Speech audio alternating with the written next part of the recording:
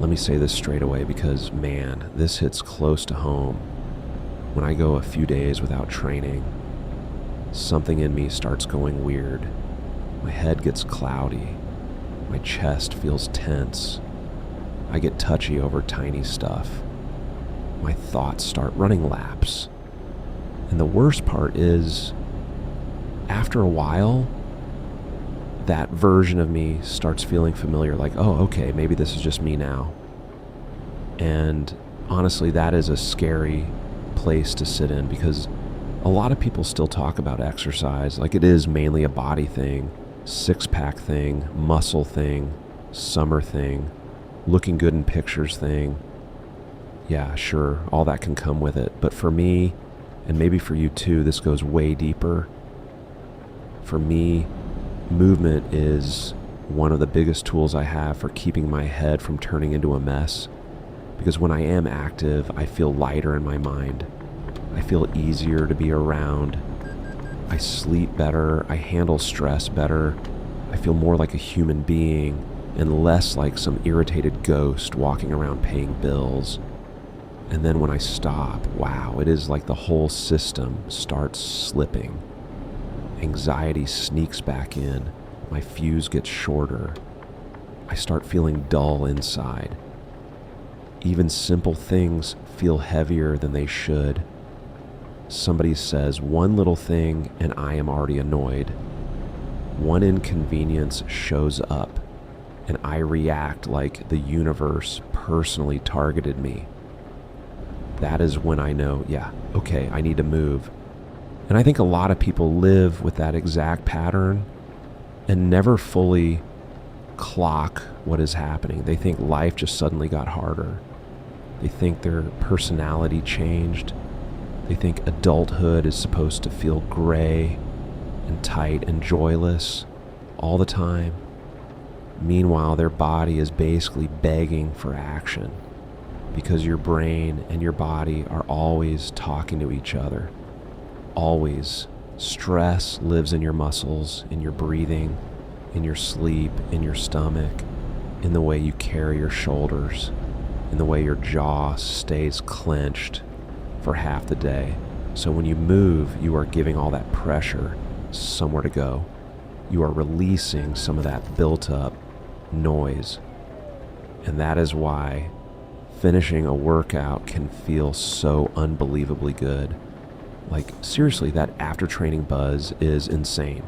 You finish the session, you are sweaty, tired, breathing hard, and somehow your brain feels cleaner. Life has the same problems, sure. Bills still exist, annoying people still exist, responsibilities still exist, but your head feels way more usable. You feel like you can deal with things again. You feel like you came back into your own body. That feeling right there is one of the reasons I rate exercise so highly, because it gives you relief without wrecking you. And that brings me to something else I genuinely believe. I think movement can help people step away from destructive habits. I really do. I am saying that carefully because serious addiction is a huge issue and plenty of people need extra support, real support, therapy, medical help, recovery groups, all of that. But even with that being true, exercise can still become a powerful anchor, a strong replacement pattern, a better outlet. Because think about what a lot of harmful habits are doing. They're offering quick relief, a fast shift, a little break from stress, a little break from sadness, a little break from cravings, boredom, anger, loneliness, whatever it is. That is why people reach for cigarettes. That is why people drink too much. That is why people disappear into other compulsive stuff too. They want a feeling change right now as fast as possible. And exercise gives you a feeling change too, except this one leaves you stronger, clearer, steadier. That is huge. Because if every hard feeling sends you towards something that slowly tears you down, your life starts shrinking. But if those same hard feelings start sending you toward a walk, a run, a lift, a ride, a swim, a session in your room, whatever works for you, then your coping pattern starts shifting in a healthier direction. You are still reaching for something, yeah. But this time you are reaching for something that gives back, something that sharpens you instead of draining you, something that settles your nerves instead of frying them. And I think that matters way more than people realize. Because one of the biggest gifts exercise gives you is proof. Proof that you can influence your mood. Proof that your brain is responsive. Proof that you are able to steer your day at least a little instead of just being dragged around by whatever feeling shows up first. That is powerful, man. Especially when anxiety has been chewing on you. Especially when your head has been loud for days.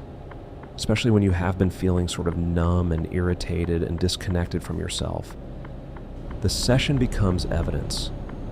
Evidence that you still have some leverage. Evidence that your system still responds when you give it what it needs. And let me say this too, because this is where loads of people mess up. They think the routine has to be perfect. They think, okay, if I am going to start exercising, then I need the perfect split, perfect diet, perfect timing, perfect gym, perfect playlist, perfect shoes, perfect motivation. And because that whole picture feels huge, they keep putting it off. Meanwhile, the real answer could be way simpler. 10 minutes, 15 minutes, a walk with purpose, a few sets at home, some push-ups, some squats, some stretches, a quick jog, a bike ride, anything that gets your blood moving and your head out of that stale corner. That counts. It all counts. People underestimate the small stuff because social media has fried their expectations. Everything online makes it look like exercise only matters if you are smashing yourself for 90 minutes and walking out looking like a movie trailer. Real life does not work like that. Sometimes 20 solid minutes can completely rescue your mood. Sometimes a brisk walk saves your evening. Sometimes the only difference between snapping at everybody and feeling okay is one training session you almost skipped. That is real. I have felt that myself more times than I can count. There were days where my mind felt crowded and ugly and restless. And then I trained, and afterwards I was like, wow, okay, there you are. There is my normal self again. There is my patience again. There is my energy again. There is that sense of inner space again. And that is why I think people should stop treating movement like some side hobby. For some of us, this is part of staying mentally steady. This is part of staying decent to the people around us. This is part of staying decent to ourselves. Because when you ignore your body for too long, your mind often pays the bill. And I know some people will hear all this and say, well, I have zero motivation. Fair, I get that. Motivation comes and goes like a flaky friend. You cannot build your whole life around waiting for it to show up. The better move is building a setup that feels easy enough to start. That is the secret. Lower the entry point. Make it easy to begin. Keep your shoes where you can see them. Pick a simple plan. Go at the same time if that helps. Remove as much friction as you can, because once you start, the resistance usually eases off. Starting is the hard bit. The brain loves bargaining. 5 more minutes, tomorrow instead, next week when life calms down, after I feel more ready. And come on, half the time that is nonsense. You end up waiting for a mood that never arrives. Better to begin clumsily than keep sitting there negotiating with yourself for another month. And here is another thing. Pay attention during the session. Really pay attention. Feel your feet hitting the ground. If you are walking or running, feel the breath coming back under control between sets. Feel the sweat, the air, the way your body warms up, the way your thoughts start loosening their grip. Because when you actually notice the shift, the session becomes more than exercise. It becomes a reset. It becomes a way of returning to yourself, a way of interrupting the spiral before it swallows the whole day. That awareness helps a lot. It helps you trust the process. It helps you remember, oh yeah, this is why I do this. This is why I keep coming back.